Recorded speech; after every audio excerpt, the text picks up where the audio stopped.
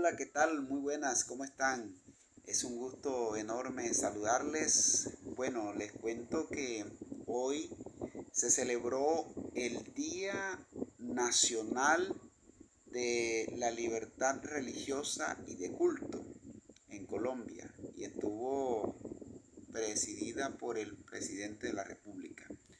Hace más de un año, en épocas de Semana Santa, tuve la oportunidad de hacerle unas preguntas, una entrevista al presidente de la República, en aquella entonces precandidato o candidato del Pacto Histórico.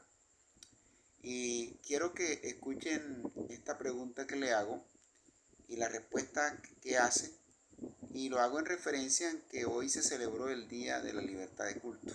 Por eso le hacía en aquella entonces esta pregunta. Escuchemos. Muy pequeño, porque yo estudié en un colegio de curas, público pero de curas, y a mí no se me ha olvidado. Ese yo creo que es el mensaje central que yo tomo de las palabras de Jesús y que aplico en mi acción política y en mi acción administrativa. Siguiendo esa línea, en comparación, haciendo un paralelo entre la campaña de 2018 y la campaña de 2022, a diferencia he notado que líderes religiosos como Alfredo Sade y otros que han manifestado su apoyo a la campaña del Pacto Histórico y en usted en particular, pero hay un cierto sector que de pronto dice, bueno, un gobierno del Pacto Histórico de pronto la libertad religiosa va a ser de pronto quebrantada. ¿Qué mensaje tiene que usted decirle a esas personas? Pues mira qué paradoja de la vida, ¿no? Que ahora el candidato Uribe con su campaña viene diciéndonos que ateos, que quemamos las iglesias, que no sé qué. Y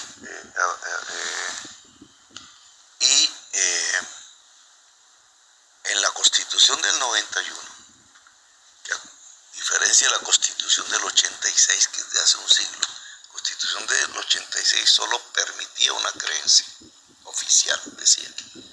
La del 91 generó la libertad de cultos. Esa frase, ese artículo, lo hicimos nosotros, la fuerza mayoritaria en la Asamblea Nacional Constituyente. Nosotros somos los creadores en Colombia del concepto de libertad de cultos puesto en la Constitución. Entonces, ¿de dónde acá vienen ahora a decirnos que somos los que vamos a destruir lo que nosotros mismos pusimos en la Constitución? Lo hacen para engañar a la gente creyente. Lo hacen para que voten, ahí sí, yo diría que por el diablo. Porque es que el diablo es el que quiere seguir la guerra. El diablo es el que permite las masacres de la gente pobre. El diablo es el que quiere condenar a Colombia a matarnos los unos a los otros. Jesús es el que quiere que en Colombia nos amemos los unos a los otros. Entonces, engañan a los creyentes con esas tesis para llevarlas a algo que sería la obra del diablo, mantenernos en la guerra. Al candidato en aquella entonces a la presidencia de la República, vamos a dar inicio a lo que fue hoy su intervención en el tema de lo que ocurrió hoy en casa de funcionarios del gobierno nacional, congresistas de la República y en general a todos los que nos acompañan el día de hoy. Indudablemente en la humanidad la historia de las religiones pues no ha sido en mucho tiempo una historia de libertad.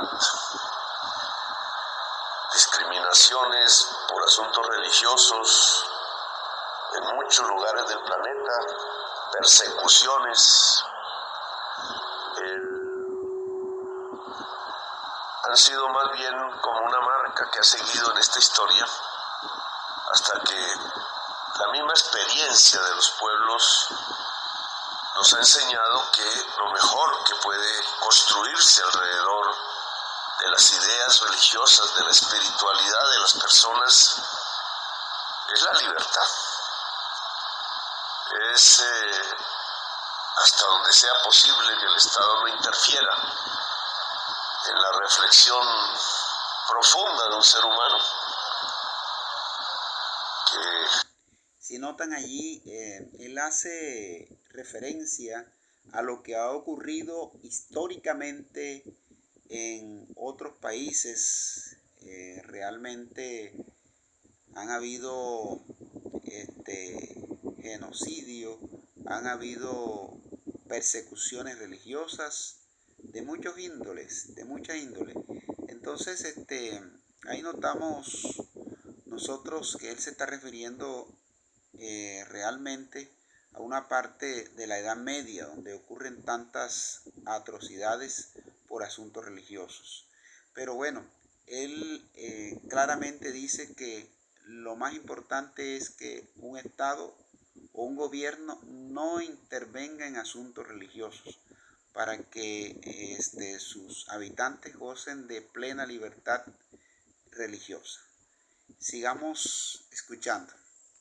El Estado está para otras cosas, digamos, que puede ayudar a que los espacios se generen, a que las condiciones de un país permitan la reflexión, pero que no puede interferir en ese tipo de reflexiones. El pueblo de Colombia ha aprendido en medio de la violencia, de las guerras permanentes, que no puede haber en este país, adicional a los conflictos que ya tenemos, guerras de tipo religioso, cosas por el estilo, persecuciones porque una persona prefiere un tipo de religión que otra, etc. El Estado está para la libertad. Y en esa medida hay que considerar la religión como un derecho, la espiritualidad como un derecho del ser humano. En medio de tantas quejumbres, problemas, circunstancias difíciles que atraviesa cualquier persona en un país como Colombia, es indudable que la espiritualidad tiene un centro que hace y sirve de instrumento para la construcción de la paz, que permite que una persona orando pueda defenderse incluso, pueda defender su corazón, pueda brindarse del odio, pueda entender lo que pasa alrededor, pueda construirse como un líder, una lideresa que provoque en su entorno, grande o pequeño, la construcción de la paz.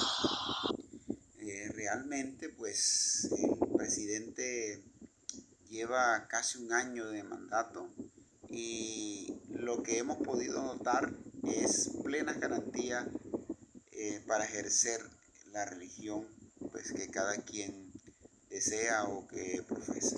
Entonces, vemos un presidente que realmente está garantizando esta libertad hasta ahora en Colombia. Sigamos escuchando. A veces no nos damos cuenta de todo lo que pasa, de las realidades mismas que van ocurriendo en los territorios excluidos de este país, de tantas tierras donde el Estado incluso aún no llega, y sí llega la religión, en cualquiera de sus formas. Y en esa medida estamos dispuestos a escuchar siempre alguna queja, algún reclamo, a prevenirnos de algún problema que pueda surgir. Y siempre estaremos listos y prestos a corregir o a tomar decisiones, a impedir que aquí en Colombia alguien sea perseguido por sus ideas religiosas, por su derecho libre a la reflexión, a la oración, a la espiritualidad, cualquiera que sea la forma que estas personas quieran asumirla. Entonces, completamente claro el presidente en esta intervención, rodeado de pastores, sacerdotes, de toda clase de religiosos, donde realmente se les garantiza la completa libertad religiosa. Vamos al final de su intervención. Escuchémoslo, por favor. Una solidaridad, una cofradía. La solidaridad es lo único que nos puede mantener realmente. Dice algo interesante. Pensando que es el correcto, cosas por el estilo, que siempre en la historia se demuestra, termina siendo más bien mentiras. El mensaje que yo escuché de la religión en la que me crié es el de la hermandad. De hecho, la palabra hermano, que me parece una palabra hermosa, es la que más usamos en nuestro quehacer político. Más que la palabra compañero, es la palabra hermano. Porque hermano es una fraternidad, una solidaridad, una cofradía. La solidaridad es lo único que nos puede mantener realmente vivos sobre la tierra. No seríamos seres humanos sin la solidaridad. Si a la solidaridad, a la libertad y a la igualdad le construimos la palabra paz, creo que estaríamos andando por los senderos más limpios, más sanos, más prósperos de un país como Colombia. Cuando hemos dicho que Colombia sea una potencia mundial de la vida, pues obviamente todos ustedes tienen un papel que cumplir en la construcción y en la potenciación de la vida en Colombia. Así que este Día Nacional de Libertad Religiosa y de Cultos, que sea realmente una reivindicación, una decisión plenamente cumplida, la que en Colombia nadie será perseguido por ninguna idea religiosa, que los cultos, la labor, los ritos, etcétera, que cada culto tiene, pues se pueda producir en libertad. Muchas gracias. Bueno, yo creo que el presidente fue completamente claro y bueno, yo creo que nos queda más claro, no canta un gallo como dicen por allí. Entonces nos queda completamente claro todo esto del presidente referente a la libertad de culto. Bueno, un abrazo y pues nos vemos en una próxima.